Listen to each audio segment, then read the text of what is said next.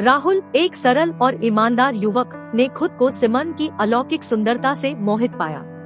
उसका घर एक आकर्षक पार्क के बगल में था और राहुल हर दिन उसकी एक झलक पाने की उम्मीद में वहां जाता था।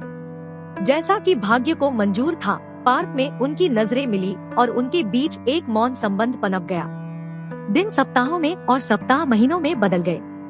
राहुल ने एक खूबसूरत धूप भरी दोपहर में सिमन के पास जाकर उससे अपनी भावनाओं का इजहार करने का साहस जुटाया।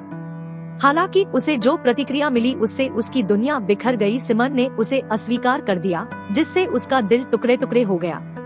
दर्द को सहन करने में असमर्थ होने के कारण उसने खुद को उस जगह से दूर करने का फैसला किया जहां से उसके दिल का दर्द शुरू हुआ था। 7 लंबे महीनों तक वह एक तरफा प्यार के घावों को भरने की कोशिश करते हुए पार्क से दूर रहा। एक शाम अपने दुखों को विस्की की बोतल में डुबोते हुए राहुल के विचार सिमन पर घूम गए। नशे में और कमजोर, वह लड़खड़ाते हुए पार्क की उस परिचित बेंच पर पहुंच गया जहां वे एक दूसरे को देखा करते थे। उसे आश्चर्य हुआ जब उसने सिमन को वहां पाया। उसकी आंखें आंसुओं से भरी हुई थी। इस दृश्य ने उसे तुरंत शांत कर दिया। चिंतित होकर राहुल उसके पास आया। उसका नशा क्षण भर के लिए भूल गया। सिमन, क्या हुआ? उसने पूछा। उसके चेहरे पर सच्ची चिंता झलक रही थी। सिमन झिझकी, लेकिन फिर अपने जीवन की दुखद सच्चाई को कबूल करते हुए अपने दिल की बात कह दी। उसका पति उसके साथ रोजाना दुर्व्यवहार करता था और वह लगातार डर में रहती थी। सिमन की पीड़ा के लिए जिम्मेदार व्यक्ति का सामना करने की कसम खाते ही राहुल का गुस्सा भड़क गया।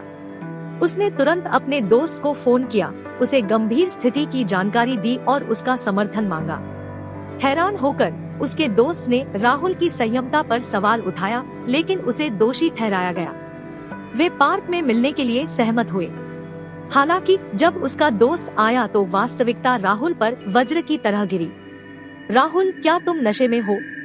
सिमन की 4 महीने पहले मौत हो गई, उसके दोस्त ने करारा झटका देते हुए कहा। स्तब्ध और भ्रमित राहुल ने पीछे मुड़कर देखा तो पाया कि सिमन गायब हो गई थी और पार्क बिल्कुल खाली हो गया था।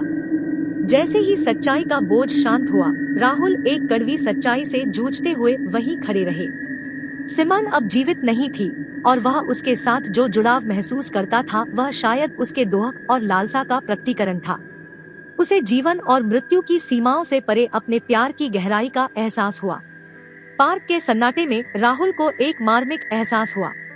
वह समझता था कि सच्चा प्यार समय और स्थान की बाधाओं से परे बना रह सकता है। यह एक ऐसी शक्ति थी जिसने भौतिक क्षेत्र को पार कर आत्मा पर एक अमिट छाप छोड़ी। भारी मन से राहुल ने सिमन को अंतिम विदाई दी, उस प्यार की कड़वी यादों के साथ जिसने नश्वरता की सीमाओं को भी तोड़ दिया।